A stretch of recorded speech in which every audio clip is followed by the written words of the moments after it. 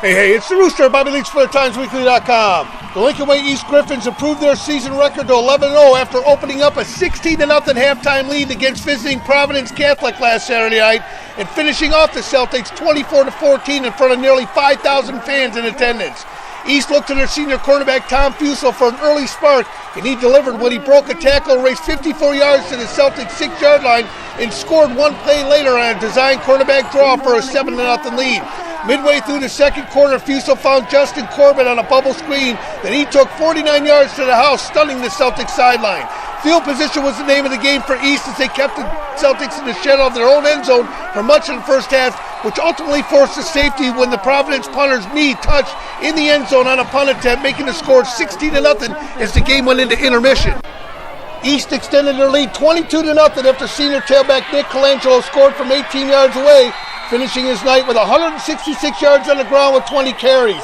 Trailing 22 in the fourth, the Celtics finally got on the board when quarterback Dominic Lagone threw up a jump ball to sophomore Miles Boykin for a 10-yard strike, 22-7. On their next possession, however, Lagone was sacked for another safety, capping the Griffins scoring and adding the final nail to the coffin for the Celtics. On the ensuing kick, however, the Celtics did recover the onside kick and found the end zone moments later with 3:04 left to play on a Lagone 1-yard sneak, but it was too little too late as the Griffins advanced to host downstate Edwardsville next Saturday for a 7-8 quarterfinal in Frankfort. I'm Fusel, quarterback for Lincoln Way East, and as Big Tone will call you, the human slinky. Man, today, phenomenal performance. I mean, you guys have always had Providence's number. Yeah. I mean, the last few years. But week two, the last couple of years, it's just been a mountain you guys couldn't get over. And today you got over it. It's got to feel exhilarating to get to that point. I mean, it's awesome because I guess they were calling it the backyard war because they're right down the street, and to play them the second round in this great atmosphere like this. I mean, the place was packed, and it was awesome to come out with the win.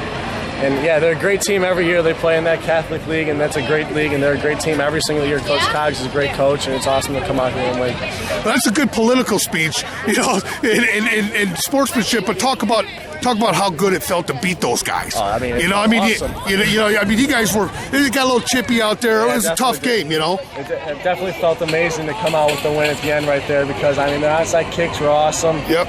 I mean, it just felt amazing to beat them because going into this whole week, I mean, they were talking a bunch of crap. Yep. Our guys are battling on like Facebook and Twitter and stuff, but I mean, it just feels so good to come away with a win. Now you got Edwardsville up here. They got to make the long drive up here. But it's a quarterfinal game. How important is it to get off? I asked Langendorf for that. I asked Langendorf for that too. I said, how important is it for you guys to get off to a good start in practice this week for a downstate team and not have a letdown? I mean, it's 1 week at a time, and I mean, we're going to prep just as hard as we did this week, maybe even harder, because I mean, our goal is to make it all the way to Champaign, and we got to take it one step at a time, and we'll do anything at all costs. Defensively, we pretty much shut them out, and that's always great. Offensively, our offensive line played outstanding. Nick Allegretti, Mitch Arvidsson, Ryan Wietendorf, Nick Kokorikis, and Tom Plunkett had an awesome game. All staters in my mind, and I love running behind them. I'm truly blessed. Past 2 years, knocked out second round, first against Glenbar West, last year against Wheaton Warrenville South. How does it feel to finally overcome this hurdle and move on to the quarterfinals? You know what? We're taking it one game at a time, and it's behind us now. And so we're just going to come out on fire and keep our ball game. Great year. You guys didn't quit fighting there. What was the change at halftime that helped you guys come back out down, 17-0? A lot of times it's lights out for a team, especially this late in the playoffs. It wasn't lights out for you guys. You guys came back and started moving the ball. Coming to Providence, one thing they really teach us is never quitting. And I'm proud of my team, and I think that we came out in the second half and we just gave it everything we had to finish up. Last time I saw you, up close, I was watching you run down a 75-yard sprint against JCA the first week of the season, and you just took off like no one was going to catch you. Tonight, this defense kind of kept up with you guys a little bit. And defensively, their linebackers are pretty quick. Yeah, it's probably one of the fastest defense I've seen.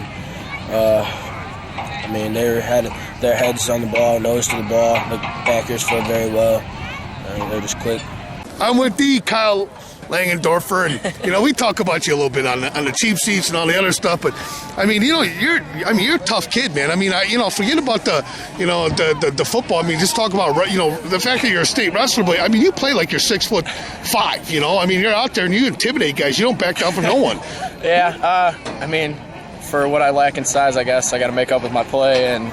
I don't know. I mean, our defense was railing into the ball, got a little chippy out there, but I mean, you can't back down in a fight like this. I mean, is what the score came out to be. It was definitely more lopsided than the really score showed, but we had to stay in it there. I mean, a couple onside kicks, a couple weird fumbles, and stuff like that. But yeah, I mean, we just couldn't back down at the end. I mean, tough team. I mean, honestly, they didn't really play anybody, and they were saying we didn't, and we really took it to them and sent them home early where they should be. So.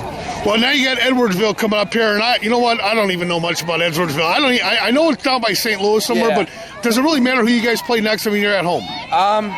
We're just going to work on ourselves this week. We have played Edwardsville in the past. It was one of our early non-conference games the last couple years. Haven't seen them in the last couple years, so I don't know. We'll see. I mean, they're obviously doing things right, beating East St. Louis last night. That's a huge win for them, and they're going to be ready to play. So we got to work on ourselves, got to fix things up on D-Ando, and hopefully we can come back here and get another win. I mean, we're at home. Week 2 of the playoffs is kind of the last couple of seasons stuck with you guys. Had to make you a little nervous going into this game. Yeah, I mean, you can't. We were obviously nervous, maybe a little bit, but I think we were just mostly confident. I mean, we knew from the whole week it was a great practice week, and I think we knew from the start that we were going to come out on top. State championship is still a reality for you guys, but got to get out of the quarterfinals yet. Yeah, we're not looking ahead. We're taking it one day at a time. And we're looking Monday, Tuesday, Wednesday. We're looking ahead to Edwardsville, not the state championship yet. Well, hey, this is a bittersweet, moment for you. I mean, a great game you had today. It seemed like every time that ball got within a yard of you, you were the one coming down with it today. But a little bit short against a really tough, top-seeded Lincoln Way East program. Where do you go from here? What's next for you? I mean, as far as hitting the weights, do you take a weekend off to soak it in? I mean, I take maybe 1 or 2 days off, and then I get right back into basketball. And then I just prepare for next season. I don't want this to happen again. It was a good team we lost to. I mean, if we had to lose to a team, I'm glad it was them. I have no doubt that they'll make it to state or even win it. You guys had a great run this year, great season, had a lot of big victories. But what do you take away from this year's learning lesson as a sophomore now? 2 more seasons. I mean, you're junior, senior next year. You got a couple more years here. What are you going to be able to bring from this season into next year and in the years beyond? I mean, hopefully, I learned from all these seniors. I learned from everybody on this team, and playing on this level is a great experience. So next year, hit the weights, get back, and hopefully right back here. Coach, hey, listen, that was top seed. They played like a top seed. You guys played pretty well yourselves. I mean, that's probably the hardest that they faced the defense all season long. I mean, they had to win with the little things today, but your kids kept battling. You solved the puzzle offensively, I think, a little bit more in the second half. Yeah, that's what I told our guys after the game. We didn't quit. We kept battling. We came back on them. Just too many mistakes early on, and gave up some big plays on defense and too many mistakes on offense. I think you found a couple of weapons to look forward to the next year. I mean, it's hard to look forward to next year after a bitter loss. I mean, these are bitter losses in the playoffs when it ends your season, but right. A lot of positives still come out of it. Yeah, always. But obviously Miles had a big game today, and that's what we need out of him going on to the future. Coach, last year at Bolingbrook game may have been the biggest win a long time in your career. Tonight, I think you just trumped that. Yeah, well, it's a big win.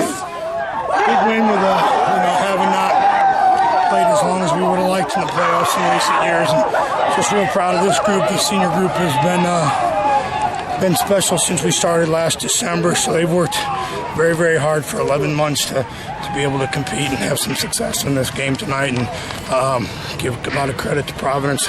Battled to the end like we knew they would, but really proud of the character and the work ethic of these kids. They sold out for 11 months, and they wanted to make a little more noise than we have in the past. But we love them, and we thank you guys, and anything else.